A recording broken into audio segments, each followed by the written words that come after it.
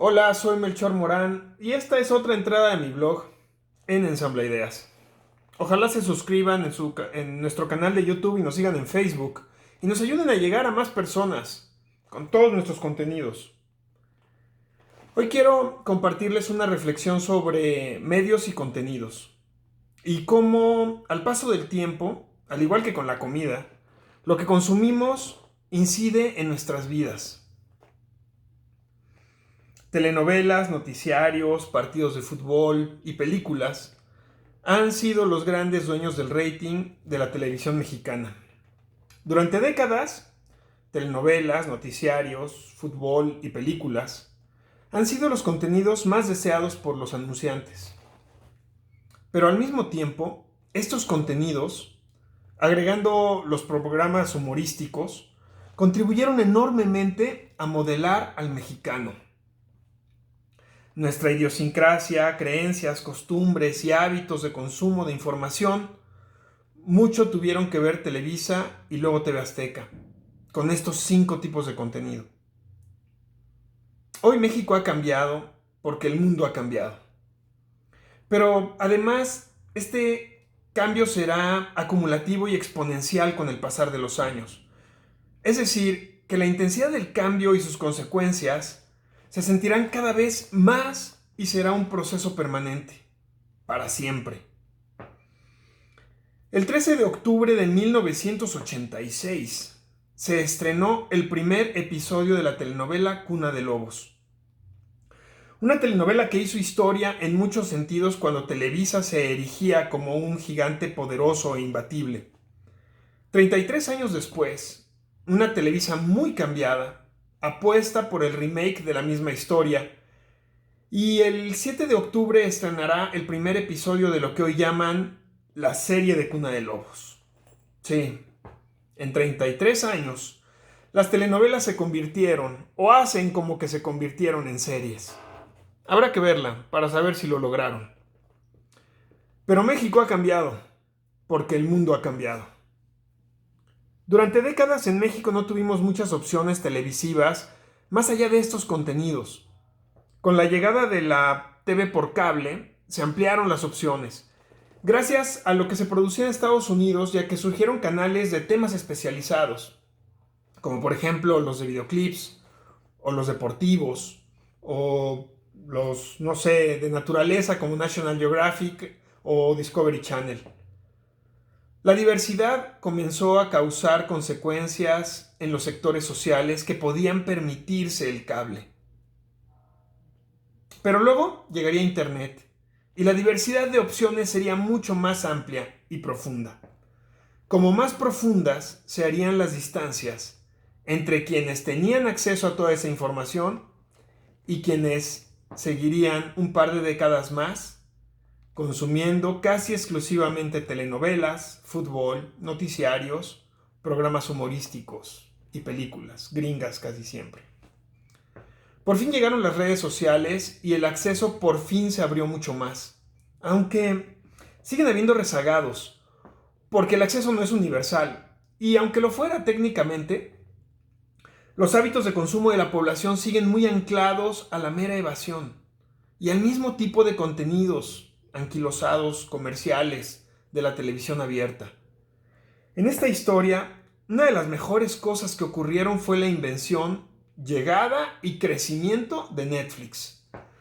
Una novedosa opción que podríamos considerar una nueva cadena televisiva. De un solo eslabón tal vez, y sin transmitir por el aire con ondas hertzianas como la televisión, pero con una influencia global, no solo por su alcance, sino por sus contenidos. La llegada de Netflix espabiló a HBO y trajo consigo a otros jugadores como Amazon, YouTube, Hulu y muchos más que hoy han propiciado un verdadero cambio de paradigma en la creación y distribución de contenidos. Por fortuna, estos nuevos canales no apostaron por las telenovelas, el fútbol, los noticiarios. Sí lo hicieron por las películas, en principio. Pero las hambrientas audiencias pedían más y siguiendo el ejemplo que ya había puesto HBO, vino la apuesta de Netflix por las series, con el lanzamiento de House of Cards. ¡Boom! Nos llenamos de series. y luego documentales y una interesante cantidad de nuevos formatos que dieron cabida a visiones y discursos muy variados y críticos al statu quo, incluso contenidos transgresores y disruptivos en muchos sentidos. También hay mucho contenido chatarra en estas plataformas, OTT, porque la audiencia lo que pida. Sin embargo, gracias a su esquema comercial de tener suscriptores, rompieron con la dependencia nada sana de requerir patrocinios para producir y difundir contenidos. Y eso abrió la puerta a contenidos más libres y más trascendentes. Algo importante también pasa en YouTube. Cuando se convierte en una plataforma de contenidos libres de patrocinios que van todavía más allá de las plataformas OTT como Netflix y Amazon, por el modelo de comercialización de YouTube, y surgen los bloggers, millones, aquí hay uno, y surge además el espacio para más documentales, todo tipo de contenidos de análisis periodísticos, TED, por ejemplo, y cosas que realmente permitieron una expansión en el menú de contenidos para quienes tienen el acceso a internet, a la aplicación, a contenidos en inglés, etc. Y a contenidos disponibles y accesibles a través de los móviles, por ejemplo, ¿no?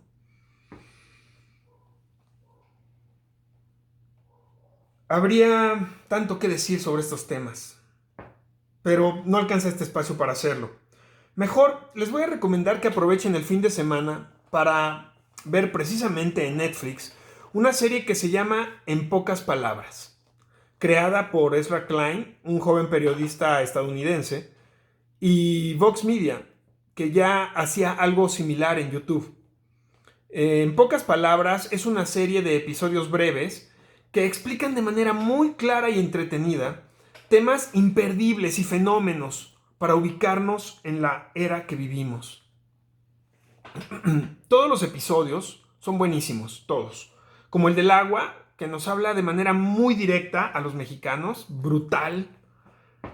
Pero chequen el de los billonarios, con preguntas tan básicas como ¿qué son los billonarios? ¿Cuántos son? ¿Hay distintos tipos? ¿Son algo bueno o malo para el mundo? ¿Los hay en todos los países?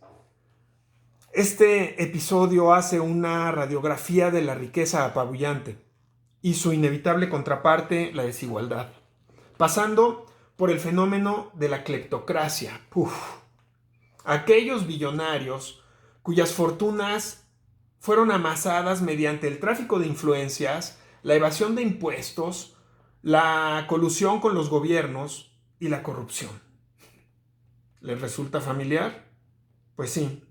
Lo que tanto hemos padecido en México es un fenómeno global y este programa en Netflix lo explica, como nunca lo pudieron o quisieron explicar los medios tradicionales de nuestro país. Obviamente los medios masivos de nuestro país han sido parte fundamental del sistema y del estado de cosas que hoy vivimos.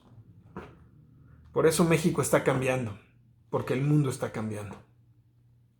Más contenidos diversos sobre temas que nos surge asimilar como individuos y como sociedad los pueden encontrar en ensambleideas.com. Yo soy Melchor Morán. Sean libres.